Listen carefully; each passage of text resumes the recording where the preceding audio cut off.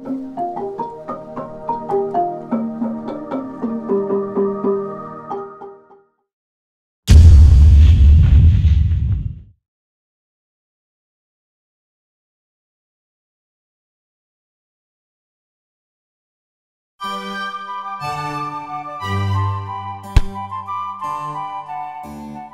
me start with the social context first. And the first one, the first sabotager is the social context sabotager. So choosing the wrong team, choosing the wrong organization, choosing the wrong place, the social context.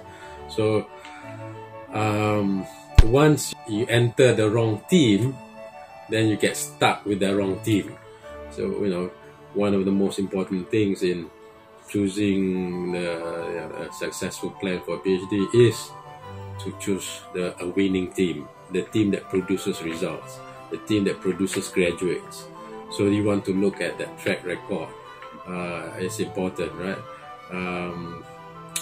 Not to say that you should not choose someone without track record, but if you want to pursue your PhD, that is something you definitely want to consider. Choosing the right supervisor, choosing the right institution, choosing the right support system and all that. So the team is actually important.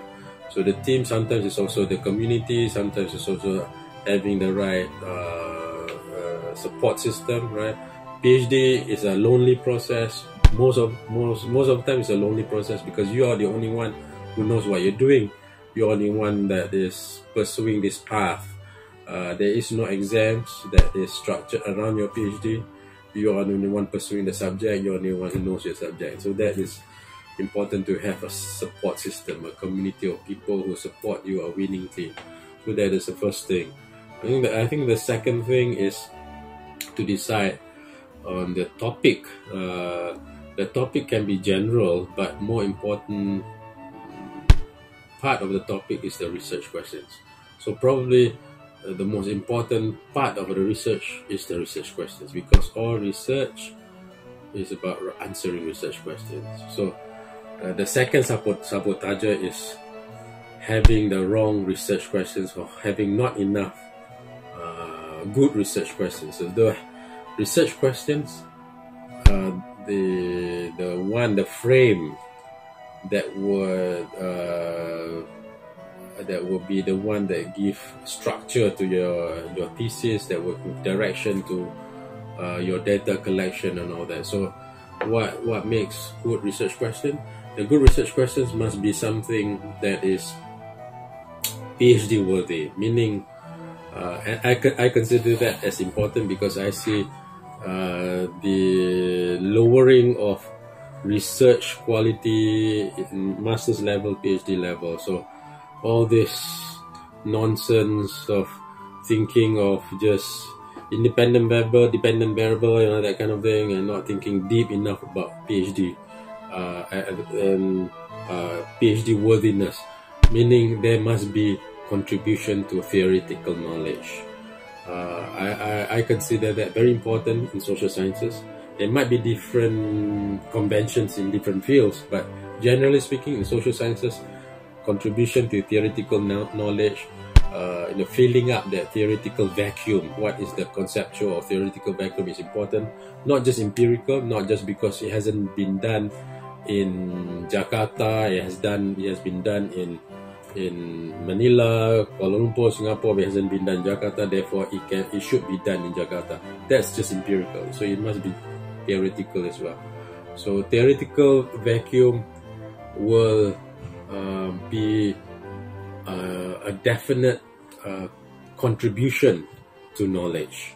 So for me, and for postgraduates, master, PhD especially, you want to think about the end game. The end game is during the viva, you want to have the answer to the question, what is your contribution to knowledge? So having the right research questions will guide you to have that contribution to knowledge, and that is like a checkmate to the examiner, right?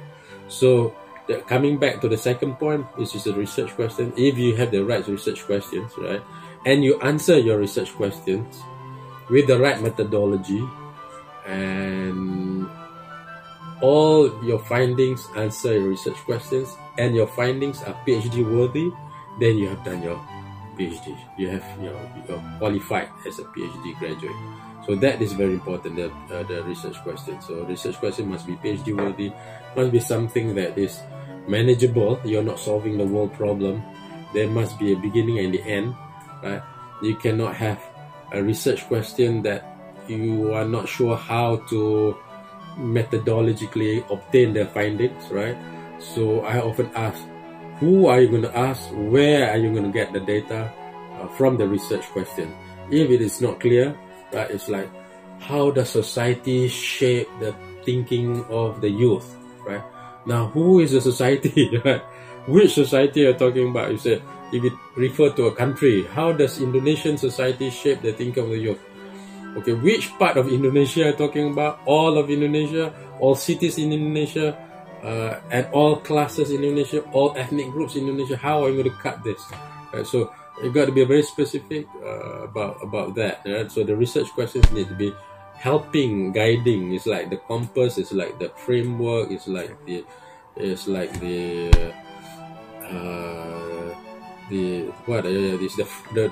one that gives direction to the whole thesis, right? So that's the second one. Your third one is probably, when it comes to methodology, right? Is data collection. So it's good to have great research questions, but you cannot access the data, right? The data is so secretive, or data is so hard to obtain. The organizations is hard to penetrate. Then you're stuck with 2 or 3 sources of data that is not sufficient, right? To actually answer the research question, or to sufficiently answer a research question with the right level of quality. So the access to data is probably the third sabotage, or third block to writing PhD. So data collection, the other part of data collection, and I do this with all my postgraduate students. They're all, alhamdulillah, thank God, they all graduate with 100%. 100% of them have graduated with masters or PhDs, right? There are more than 15 now. With this year with Taufan and all that, I think close to 20. Amen. Close to 20, yeah. Access to data, another thing. The other one is the thickness, the richness, the quality of the data, right? The game plan that we adopt in our team, right, is the game plan that make your data so strong, make your data so rich, make the data of high quality that it is like the wall that the examiners cannot break, right? The examiners look at the data and say, okay, the person, he or she has done his work or her work. This guy works hard.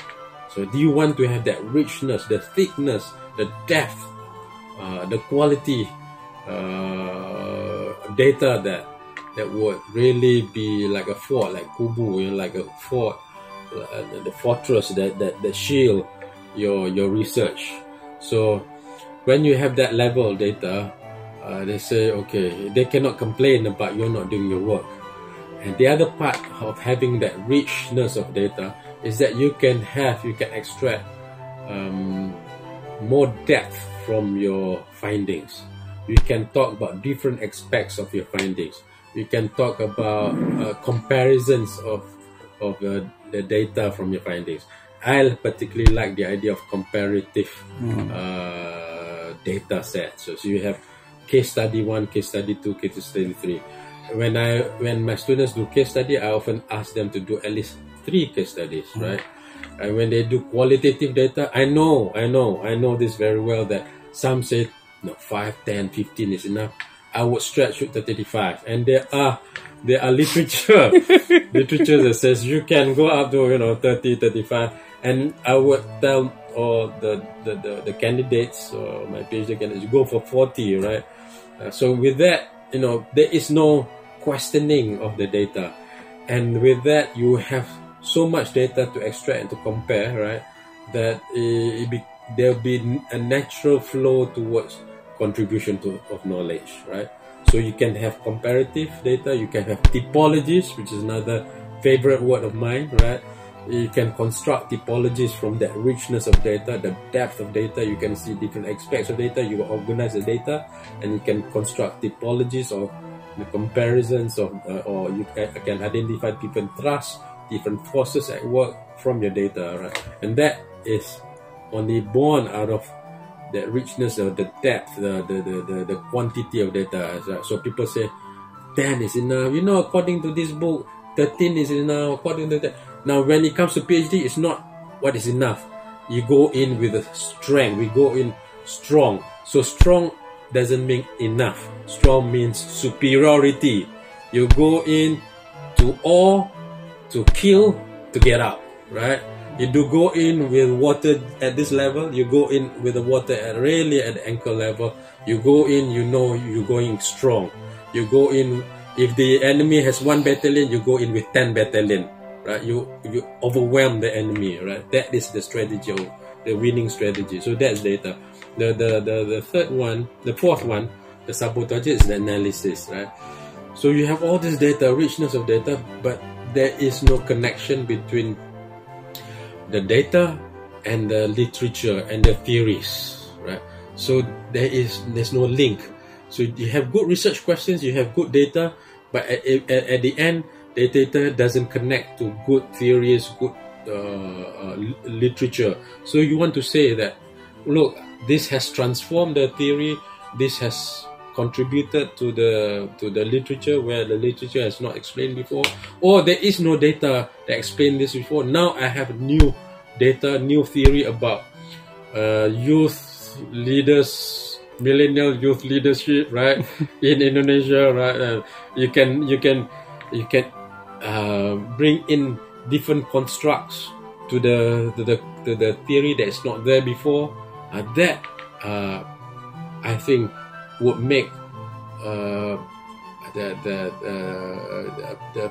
PhD out of a candidate, because you own a space, you become authority of a new theory, of a new construct, of a new phenomena, because no one else has that authority. So you are not. I'm not for the idea of testing hypothesis and a support hypothesis. You are still following other people's hypothesis. I'm for challenging hypothesis. I'm for creating new theories. So if you can do that at the end, you graduate no longer as a student, you graduate as a Jedi master. You graduate as a master, right? Yeah. So because you know, you created this new silat, you created this new seni, you created this new information, knowledge, and no one has owned this knowledge, because you have developed knowledge, you have theorized on that one. So that is the fourth sabotage. The fifth sabotage, which also happens, right, where you written the chapters and all that, you write good thesis, but in the viva, oral defense, right, you kill yourself. I've seen people doing that also. People kill themselves, and that can happen with in the case where you do not sense the attack well, and you do not match, not the attack, the question, right, the energy, the questioning, the examining coming from the examiners well with you don't match it with your answers, right? That in cases you should just accept the criticisms, you go head on and fight, right? There are things that you do not have to fight. If the correction is just 2 pages, 3 pages, you say, it's a good idea, wonderful idea, I'll accept the idea, tell me what to do, I'll do it, right? If they want you to add another reference, you add another, there is no problem with that. But there are times that they want to test your ability to debate, right? So you demonstrate the ability that you to debate, to show your reasoning power, right? Not necessarily to argue, not necessarily to be antagonistic, right? But there are moments that they ask you to go back and collect data collection, right? To collect new data, and that is where you got to fight, right? You do not want to do that, especially when we have very solid data, we have a very strong base. You do not want to do that anymore. Or there might be some trick question, right? How else can you improve your data, your thesis? And you say, well, there are 7 ways to improve my thesis. 1, 2, 3, 4, 5, 6, 7. And they say, okay, now go back and improve your thesis using your 7 your suggestions. So you can trap yourself with that one also, right? So this is the viva stage, or the oral defense stage is also an important stage, right? So this is the what sabotage? Fifth. The fifth now. Now the sixth. The sixth. Well, now the 7, the last one. Yeah. The 7 is crucial. I've seen this. I do not want to mention my graduates who has the person has graduated with a PhD, but the person missed the deadlines, right? They miss the deadlines for submission of thesis, miss the deadline for submission, notice of submission, miss the deadline for correction, keep on missing deadlines, right? They're only so far that the institution, the team can help to extend the deadline, right? So make sure that deadlines are met well before the required date, right? So you should plan way ahead, not just in time management kind of thing, right? Like trying to do fast and furious with your PhD. No, this is not the time to do racing. This is when you plan your long-term marathon, you complete it ahead of time, not on time, ahead of time, right? And that goes with the submission of the thesis, submission of forms, whatever submission, there's deadline, follow the deadline, work ahead, right? And I've seen there are cases where extension, then we have to write an appeal letter to extend the deadline, and then pass the deadline again, pass the deadline for correction, and pass the deadline for submission, and pass the deadline to send. I mean, it's terrible, and it gives a person heart attack, and it requires approval from the top. So that can be a small thing, but that small thing can also be detrimental, because deadlines are important, right? So that is the general sabotagers, right?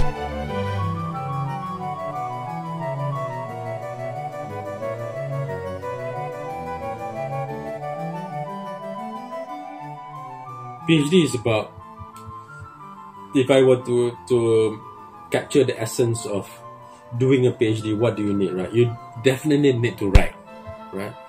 And I've seen people after 3 years, 4 years have not written a chapter. Right? I've said, no, thank God, not that those are not my students. But I've seen other people supervising after 3 years, have not written any chapter. So that is really bad. So writing is an important part. You cannot escape writing. Second part is the relationships, right? Especially relationship with the supervisor, or relationship with other supporting administrative staff and all that. But relationship with the supervisor is crucial. So you want to be able to produce chapters. You want to have good relationship with the supervisors. The third one has to do with the skills. So the skill with PhD, there's the technical and there's the non-technical skill. The technical skill alone is challenging. PhD is not like undergraduates, right? When you have exam, you have assignment at the end, and then you graduate, right? PhD requires different skill sets. That's why it becomes very difficult. So it requires the thinking skill. How do I conceptualize research questions? How do I find theoretical vacuum from the literature? Skill of reading. A lot of people do not like to read. You got to read books, like 10 books, 20, 30 books, right? And that's not enough to put in your reference. If you have 30 references, that's enough. So the people do not like to read. They must read, develop the skill to read. If people do not write, they must develop the skill to write. People who do not like people, right? Do not like to interview people. If the methodology involves interviewing people, they must go and meet people, interview people, right? That's a different skill. That developing good relationship with supervisor, that is a different skill too. Data input, data, inputting the data, boring, tedious, right? Because it's not like creatively writing thing, right? But it's about making sure you're copying the right themes and all that, or inputting the right A, B, C, D, the background service. That's another skill. And sometimes it involves software, SPSS, Envivo and all that. That's a different skill. And then there's analysis, which is a different skill. And then there's Viva, which is a different communication skill. I've seen people that really not so good in their thesis, right? But with the Viva, people, the examiners are very impressed. Right? So communication skill is another part of the PhD skill set, right? But the other part is the non-technical. The non-technical is probably where is the challenging part, right? Because we are leading our life as adult oftentimes, right? Seldom we have 19 years old doing PhD, right? That would be genius or a prodigy. Usually they are adults who are married or in middle of their career, enhancing their competency in the career. So there are different issues. There's family issues, the financial issues, health issues, and some usually there are more than one issue in the same time, right? So when it comes to finances, we have scholarship, we have money. Be smart, learn from the rich. The rich buy luxury last. So enjoy yourself last, right? Don't enjoy too much early on, right? If you have money, keep the half, 1/4 or whatever amount of money at the end, so that if anything happens, you can extend the money, you know, if you have scholarships and all that. Family is important because that is hard to advise because different families have different dynamics. You got to support the family. You get to get the family to support you as well. Health, right? Stress is you know, is sky high when you do PhD. People, oftentimes I say, we have not cried yet. You have not experienced PhD yet. True. My toughest time in my life, probably, well, at least one of my toughest, is when I do PhD. But then, I felt the poverty when doing the PhD, and I told myself I'm going to be economically strong after PhD. I do not want to be poor. After this, I want to be economically strong, and that gives me the determination, right? Okay. Never be economically weak again. So that was my. That's the main motivation. That was it. I was because I really was experiencing the hardship or whatever you call it, at least during my PhD, because I was living in different cities and all that. So but then health, thank God a lot of people carry out the PhD at the early stage, right? But then I've seen people experience really real medical problems during the PhD too. For women, I know who get pregnant twice during the PhD and then they drop out. That happens, right? Not once, twice, you know, and then they drop out. So it's those are challenges, and oftentimes we as PhD candidate, people do not understand us. People think we have all the time in the world, right? Yes. If you need anything, call this guy, call that woman, because he doesn't have any. They do not see us as working, 8 to 5. We don't have exams, so they think we have all the time in the world. Yes. And they do not understand our work, right? And that is a challenge. It's a lonely process. So managing that part is I do not know which stupid guy created a PhD. I think it's a stupid thing, right? If I were to create this PhD thing, I would create it in a different way. But we, like many things in life, we have followed the capitalistic, imperialistic, Western model of education, right? So we take on PhD. I do not see PhD as the greatest education process, but at the end, it's not what you achieve, it's what you become. Okay. As a person, in your PhD, that is important. How you develop yourself intellectually, how you develop yourself as a scholar, how you develop yourself in terms of character, facing all these problems, right? how you manage your finances, and then those skills, what you become at the end of the journey, is actually more important than what you get in the PhD journey, of course. Okay. Right? And that requires the technical and non-technical skills.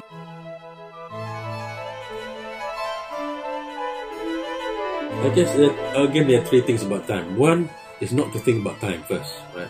To think about environment. HIJRAH. HIJRAH. What does the whole concept of HIJRAH, the whole concept of Prophet Muhammad HIJRAH, is not about telling people, oh, you got to be strong, you got to be strong, you got to be strong. The people who hijrah during Prophet Muhammad's time are the strongest of all iman. Bilal, Abu Bakar, these people whose iman, the faith is superior, right? But Rasulullah asked them to hijrah because the context was not supportive. So number one is to choose a place where you can focus. Okay, choose a place. Just like J.K. Rowling, just like all the authors, they find a place, oftentimes in the solitude, where they can focus. So that is number one when it comes to time management. Choose a place where your time is completely focused to your task at hand, right? So that is one. Number two is, I guess, forget about the perfect timing, forget about the perfect place, forget about the just jump and do it, right? And have the commitment of producing one word, one sentence, one page a day, that kind of thing, right? 1 hour a day, that kind of thing, right? Just sitting down, even if you stare at your work, is better than not sitting down, not staring at your work. Okay. So to have that quote to yourself, 1 hour a day, half an hour a day, right? You must sit down, right? Looking at your work, right? That is commitment. I think the third one is to come up with the time blocks. If you look, there's studies about this. You got to go into deep work, right? Not deep HIT, right? Deep work, which means PhD is not like writing a journal, and PhD requires deep thinking. So even though you might not have the time, you got to make time for an extended period of time where you do not think of anything else but just do that work. So maybe you say every Friday morning, every Friday I will focus on PhD. I will go to the masjid. I will go to a cafe where no one knows me, no one recognizes me, and focus there. Right? I block half a day, 1 day, just to do that. Right? But go parallel. Don't wait for the perfect day to do it. Do it every day, but also choose a perfect time. Okay. So otherwise, you think about the perfect plan, perfect place, perfect time, and it never happens. It never happens. All right. So those are, I guess. Okay. And of course, last but not least, is Allah. The God is the most important connection you must have. So yeah. Because your journey is you, hopefully your supervisor, right, and God. That you must have. You reduce everything else is you and God. But some supervisors do not engage their postgraduates sufficiently, right? I know that happens a lot, right? But if you're in that situation, then you and God. So you got to come very close to God, sujud lama-lama, doa lama-lama,